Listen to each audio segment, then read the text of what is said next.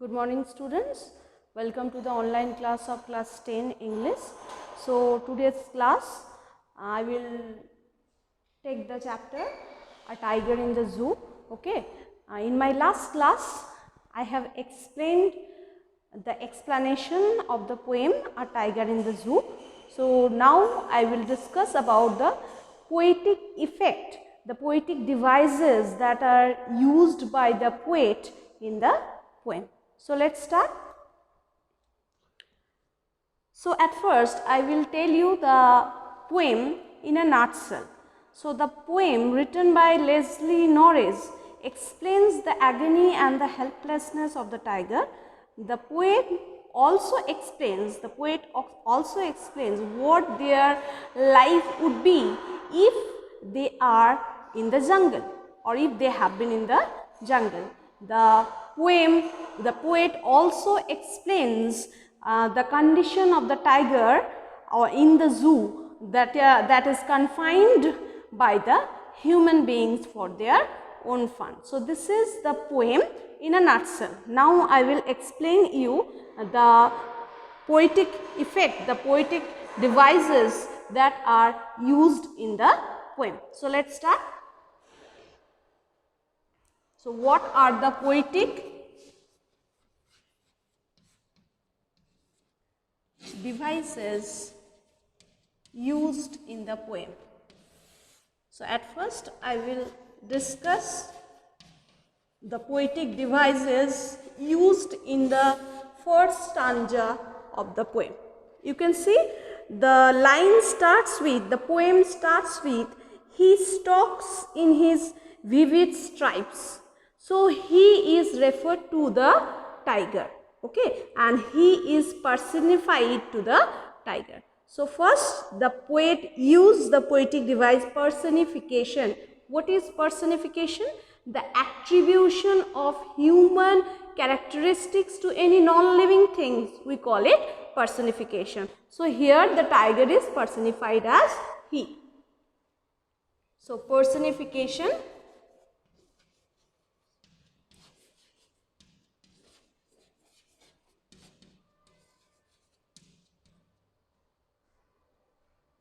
the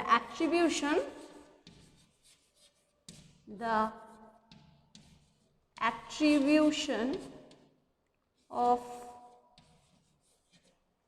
human characteristics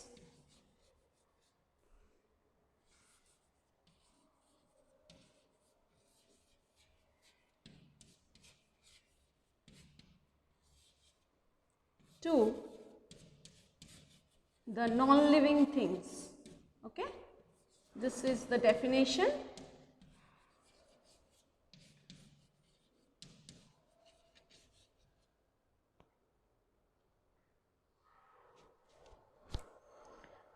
So example, what is the example used here? He.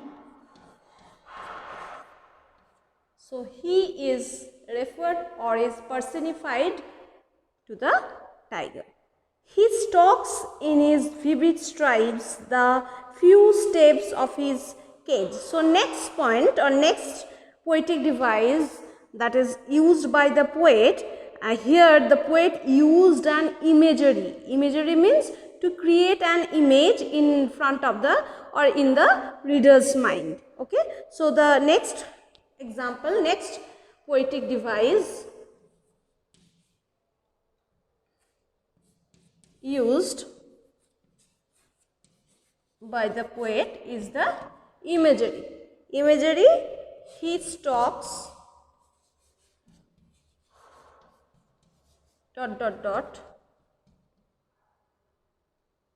of his cage.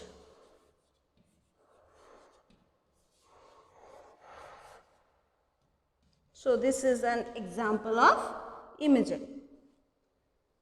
On pads of velvet white. Okay, so the tiger's footsteps are as soft as velvet. So here the poet draws a comparison. Okay, the poet draws a comparison with the footsteps of the tiger with the velvet. Okay, so that means the footsteps of the tiger are as soft as velvet, and one cannot hear the sound of the footsteps of the tiger. So this is an example of metaphor. What is metaphor? Metaphor is an indirect comparison between two things without the use of like or as. Number 3, metaphor. Metaphor is indirect comparison. I am writing in the indirect comparison.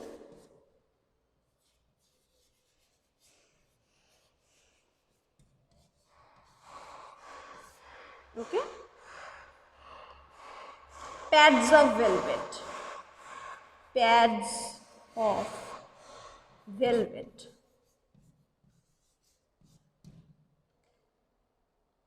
So you can see, so these are the poetic devices used by the poet in the first stanza, and in the last line, in his quiet rage. You can see quiet and rage. These two words are opposite to each other. Okay, these two words, quiet and rage, these two words are opposite to each other. So this is known as oxymoron. Okay, what is oxymoron? Uses of adjective opposite in the meaning. Okay, you can see you can see quiet rage. So this is an example of oxymoron. Oxymoron means when two words are placed together but they are opposite in their meaning. So this is known as oxymoron. Quiet rage.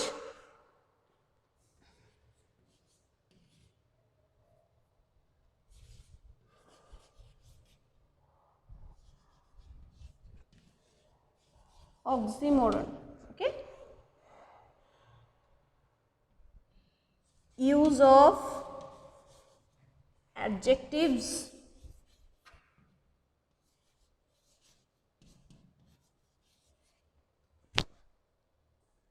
opposite in meaning.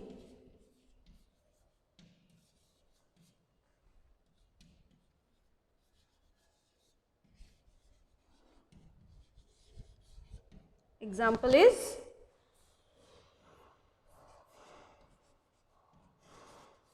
quiet rage. Okay, you can note it down, that's why I am writing in the board. So you can find 4 poetic devices used by the poet in the first stanza. First is personification, then the poet here created an imagery, next is metaphor used by the poet, and the last one is oxymoron. Okay, so quiet rage shows hidden anger which has grown stronger because of his confinement in the cage. Next, second stanza, come to the second stanza. He should be lurking in shadow. Okay, lurking means to hide for a prey, sliding through long grass near the water hole where plump deer pass. So again, the poet created an imagery of tiger's activities through this line. He should be lurking in shadow, sliding through long grass. Okay. So come to the second stanza.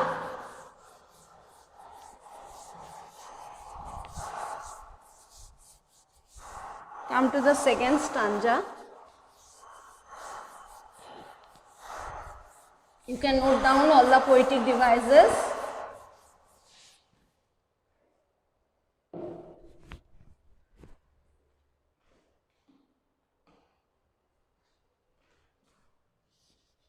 Second stanza.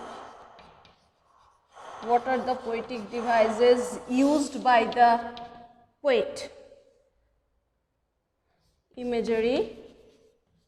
So the poet had created an image of the tiger's activities through this line. He should be lurking in shadow, sliding through long grass. He should be lurking in shadow.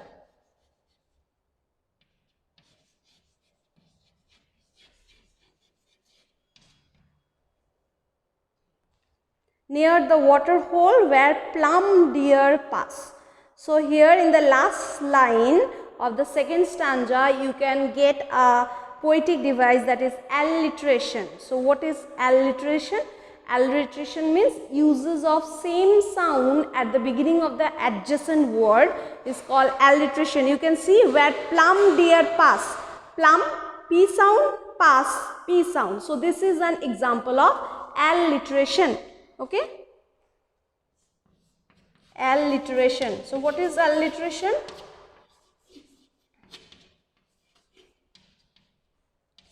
Uses of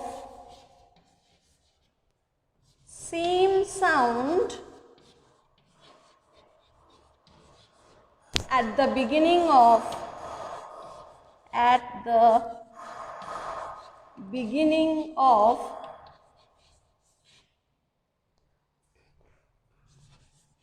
adjacent words.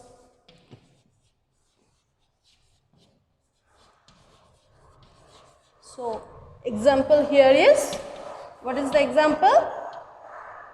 Plump, P sound, first I am writing P sound of plump and pass. Plump and pass. Okay. So these are the two poetic devices that are used by the poet in the second stanza. So next come to the third stanza.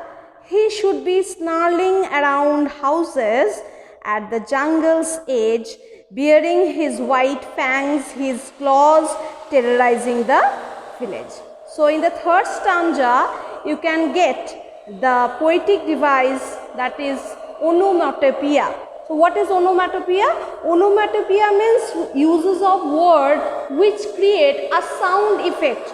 So snarling. So what is the meaning of snarling? Snarling means to just showing frightening and showing anger, and growling. Snarling means actually growling of the animals is called snarling. Okay, to show any to frighten others or to show anger. Okay, so snarling means growling. So snarling is the word used by the poet to use onomatopoeia. What is the meaning of onomatopoeia? Onomatopoeia means is the word which is used to create a sound effect. Okay, onomatopoeia.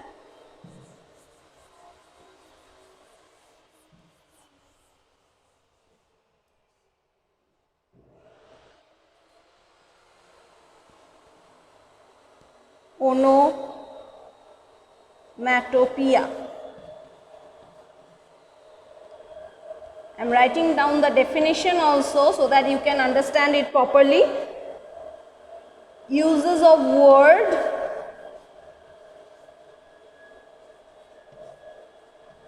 to create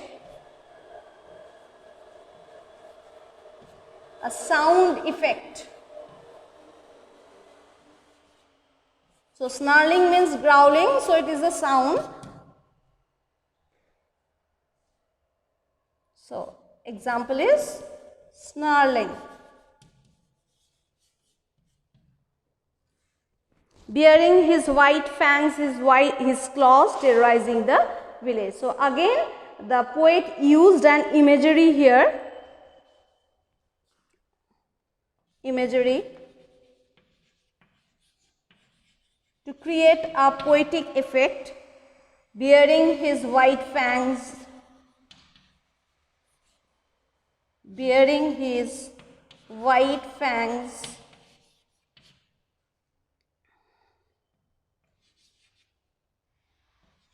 fangs means, what is the meaning of fangs? Fangs means sharp tooth. His claws.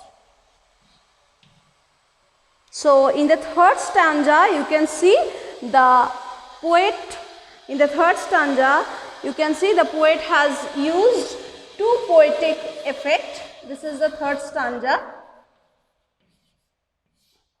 The poet has used onomatopoeia, that means and uses a word which create a sound effect, and the next one is imagery of the tiger's activities. But he is locked in a concrete cell, his strength behind bars, stalking the length of the cage, ignoring the visitors. In the fourth stanza, you will get a poetic device, that is alliteration. Alliteration. Already I have explained you what is alliteration. Alliteration means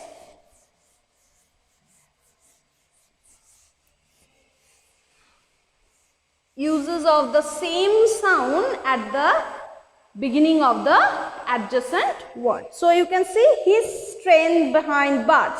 So behind B sound, bars, B sound. So this is an example of alliteration. This is the fourth stanza.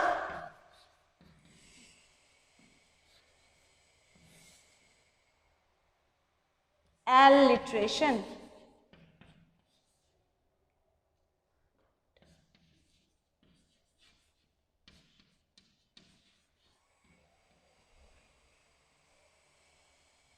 Behind bars. So B sound, okay? B sound. Next, in the last stanza, you can find he hears the last voice at night, the patrolling cars, and stares with his brilliant eyes at the brilliant stars. So in most of the lines, you can see the line is starting with he. So the poet obviously here used a personification. The poet personified the tiger as he. So in most of the stanza, in the beginning of the first line, you can see that it is starting with he. So he hears the last voice at night. Again the example of alliteration in the last stanza, fifth stanza.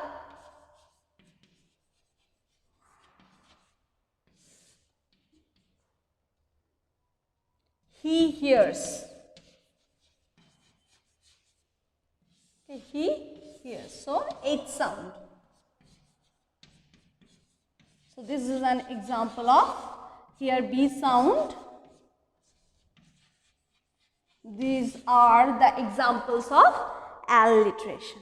So already I have discussed with you all the poetic devices that are used by the poet to create a poetic effect in the poem. I hope you have understood the poem, and today I have already discussed all the poetic devices with the definitions along with the examples. I hope you have understood the lesson. Thank you very much.